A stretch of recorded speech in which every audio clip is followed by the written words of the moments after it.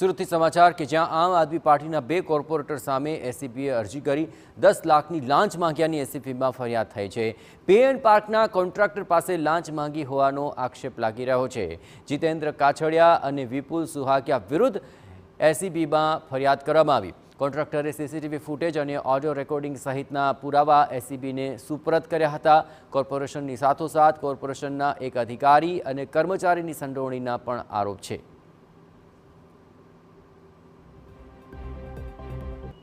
સુરતની અંદર પૂણા રોડ ઉપર આવેલું જે પે એન્ડ પાર્ક જે કોન્ટ્રાક્ટર પાસે આમ આદમી પાર્ટીના જે 2 કોર્પોરેટર દ્વારા લાંચ માંગ્યાની જે ફરિયાદ છે તે ગાંધીનગર એસીબીની અંદર જે છે તે અરજી કરવામાં આવી છે। જોઈ શકાય છે કે આ જે છે પૂણા રોડ ઉપર આવેલું પે એન્ડ પાર્કિંગ સુરત મહાનગરપાલિકા સંચાલિત જે કોન્ટ્રાક્ટર પર જે આપવામાં આવ્યું છે। તો આપણી સાથે જે ફરિયાદી છે તેમની સાથે સીધી વાત કરીશું। શું આખી ઘટના બની હતી અને ફરિયાદી દ્વારા જે કોર્પોરેટર દ્વારા કઈ રીતે લાંચ માંગવામાં આવતી હતી, શું આખી ઘટના બની હતી, કઈ રીતે તમને દબાવવામાં આવ્યા, કઈ રીતે તમારી પાસે રૂપિયાની માંગણીઓ કરવામાં આવી? અહીંયા 2 કોર્પોરેટર આવેલા, જીતુભાઈ કાછડિયા અને વિપુલભાઈ સુહાગિયા, એને પાર્કિંગમાં રાઉન્ડ માર્યો। પછી અહીંયા બાજુમાં સબ્જી માર્કેટ છે એસએમસીની, ત્યાં આટો મારીને ત્યાં થોડોક સામાન કરિયાણાનો સામાન પડેલો, સામાન જોઈને કે તમે અહીંયા આ કોનો સામાન છે?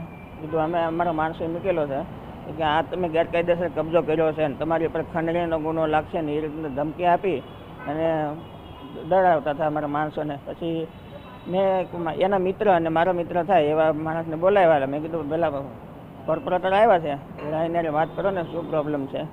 પછી એણે કીધું કે આ બાબતે પતાવવું હોય તો 11 લાખ રૂપિયા થશે। એટલે આપણે ના પાડી ને પછી 10 લાખમાં આ બાબતમાં પતાવવાનો દંડ થયો અમારા ત્રણેય વચ્ચે। 10 લાખ રૂપિયા આપવાની વાત છે। એટલે કોણે 10 લાખ રૂપિયા માંગણી કરી હતી, કેટલા સમયમાં આપવાની અને શું એવી બાબત હતી તો તમે આપવા તૈયાર થયા? નહીં, જીતુભાઈએ વાત કરેલી જે વચ્ચે એમના મિત્ર હતા અને મારા મિત્ર હતા, એને કીધું કે ભાઈ આ બાબતનું પતાવવું હોય તો 10 લાખ રૂપિયા થશે, એમને વાત કરી દો। એટલે આપણે દેવાના પૈસા નહોતા, આપણે તો ખબર હતી કે કોઈ પણ આ રીતનું તો બને એટલે આ પૈસા તો આ દેવાના ન જ હોય, આપણે XYZ પછી સામે કરશું જે કંઈ કાર્યવાહી થાય તે। એટલે મેં પછી તરત આ બધું રેકોર્ડિંગ કરીને બધું એસીબીમાં આપેલું અને ટ્રેક કરવાનું નક્કી કરેલું, પણ ટ્રેક ન થઈ, એ લોકોને કંઈક ભણક લાગી ગયેલી કે ભાઈ આ લોકો એસીબીમાં ગયા છે એટલે એ ટ્રેપ ફેલ ગઈ હતી, એટલે ટ્રેપ ગોઠવી। શું પુરાવા છે તમારી પાસે કે જે એસીબીની અંદર આ કેસ ટકી શકે છે અથવા તો તેમની સામે કાર્યવાહી થઈ શકે છે? અમારી પાસે 2-3 રેકોર્ડિંગ છે કે જે વિપુલભાઈ સુહાગિયાએ જે ફોન કરીને માંગણી કરેલી, પછી જીતુભાઈએ ઝોન ઓફિસ પર જે માંગણી કરેલી, પછી કોર્પોરેશનમાં એક મિટિંગ કરી હતી આ બાબતમાં, પૈસા બાબતમાં કાર્યપાલકની ઓફિસમાં, એનું રેકોર્ડ બધું છે। તો એમાં દેખાય છે કોણ વિપુલભાઈ માંગે પૈસા? નહીં, જીતુભાઈ છે, જીતુભાઈ છે, પોતે જ છે એમાં।